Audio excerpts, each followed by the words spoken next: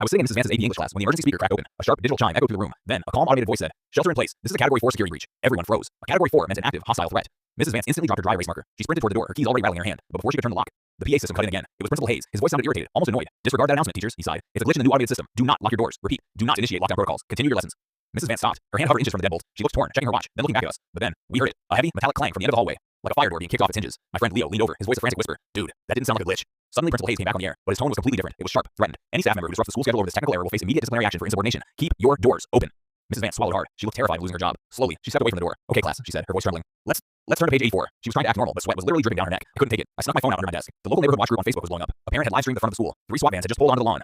Officers were sprinting toward the side doors with rifles. I showed the screen to Leo. His face went completely pale. He didn't ask permission. He just stood up and yelled, "Mrs. Vance, the SWAT team is outside. We need to lock the door now." Before she could even answer, Principal Hayes' voice boomed through the speaker again, louder this time, almost hysterical.